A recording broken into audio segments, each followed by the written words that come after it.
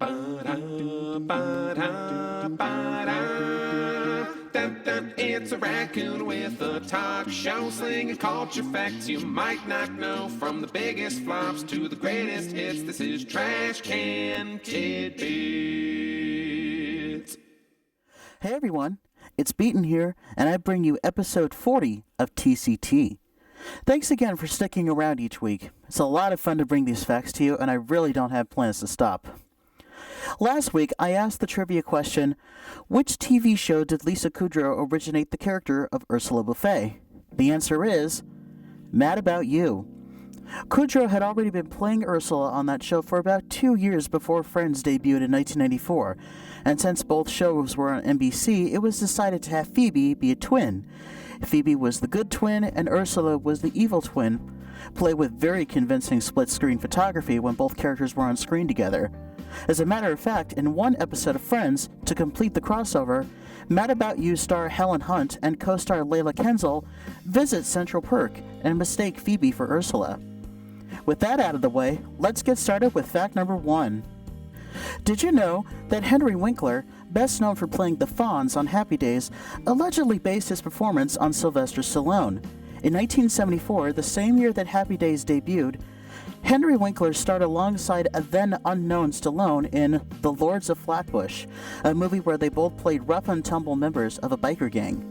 Winkler, appropriately playing a leather jacket-wearing tough guy, would later draw inspiration from Stallone to play another leather jacket-wearing tough guy, but also make him very lovable in the process, and eventually become a superstar. Fact 2. Did you know that British actress Helen McCrory was the original choice to play the role of Bellatrix Lestrange in the Harry Potter series? The character who first appeared in Harry Potter and the Order of the Phoenix was actually written for McCrory, but she had to decline as she was pregnant. The role ended up going to Helena Bonham Carter instead, and needless to say, made the character just as deranged and deliciously evil as one would expect. As for McCrory, she would later appear in the next film, Harry Potter and the Half-Blood Prince, as Narcissa Malfoy, Bellatrix's sister. Fact 3. Did you know that in addition to playing the title role in Mary Poppins, Julie Andrews actually had some uncredited voice roles in which she's actually singing with herself? During A Spoonful of Sugar, she's doing the whistling for the animatronic Robin on her finger, effectively doing her own duet. And during Supercalifragilisticexpialidocious, she's also providing the "am-diddle-diddle-diddle-diddle-I" for the female tambourine player. Apparently, Andrews was an expert at singing through her nose. Fact 4. Did you know that the origins for James Bond were changed from Ian Fleming's original novels because of Sean Connery's performance? Connery, being born in Scotland, originally didn't win over Fleming at first due to his tough guy image on screen. Eventually, Fleming came to like Connery's performance in Dr. No, so much so that he actually retconned Bond's ancestry to have Scottish origins. This was eventually shown in full in the movie Skyfall, which made heavy uses of Bond's Scottish ancestral home. Fact 5. Did you know that Johnny Cage from Mortal Kombat is a jab at martial arts star Jean-Claude Van Damme? The team at Midway tried to get Van Damme for a video game based on his film Universal Soldier, but the deal ultimately fell through. The name Johnny Cage is an obvious parody and homage to the actor, as the character has the JC abbreviation. It does his famous split punch from the movie Bloodsport, and has a very cocky and obnoxious attitude about himself. If you're watching this, Mr. Van Damme, please don't be angry. Also, Van Damme would later play Guile in the Street Fighter movie and its tie-in video game. Fact 6. Did you know that Jim Cummings actually did not provide the voice for the Tasmanian Devil in the movie Looney Tunes Back in Action? Cummings, who has been the voice of Taz since the early 90s, did the voice in Space Jam, but didn't get to do the voice for that particular movie. The job was instead given to the movie's star, Brendan Fraser, and he actually does a really good job with it. I wonder why he never became a professional voice actor, because his voice is pretty animated in addition to the man himself. Fact 7. Did you know that the grandson of one of the greatest Western actors served as a stuntman on The Mandalorian? Brendan Wayne, the grandson of the legendary John Wayne, was one of the many stunt actors underneath the armor of the title character.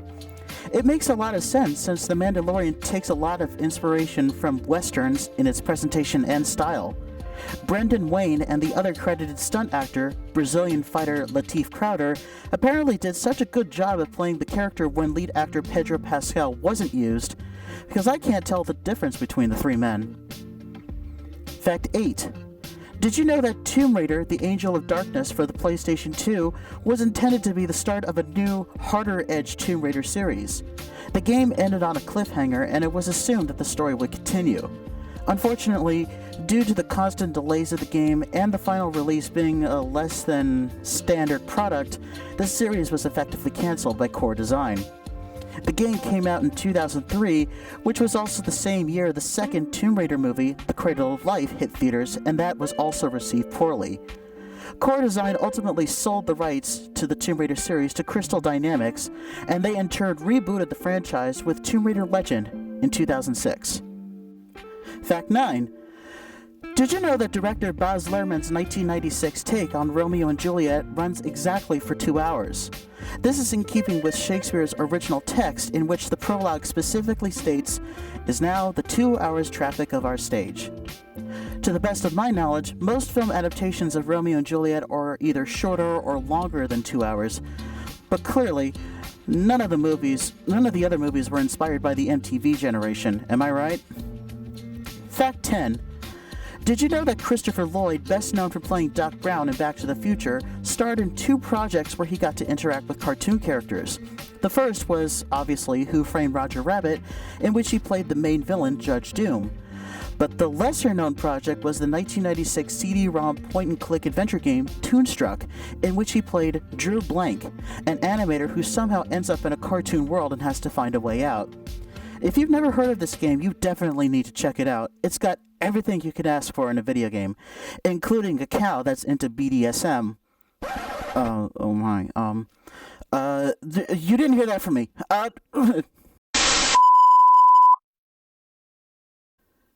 And here's this week's trivia question. The movie, The Shawshank Redemption, is noted as being one of the greatest movies of all time, and indeed one of the best transitions from novel to film. Stephen King wrote the original story that inspired the film, although the title of King's novella contains the name of a famous Hollywood actress. My question to you is, which legendary Hollywood actress's name is contained in the original title of Stephen King's novella that became The Shawshank Redemption? And there we go for this week. I hope you enjoyed this week's episode, and stay tuned for newer content coming up. I've been getting lots of neat ideas for skits and other fursuit antics. I can't wait to try them out. Please don't forget to like, subscribe to my channel, share this video, and ring the bell for future video notifications. Thanks for watching, and I'll see you next time.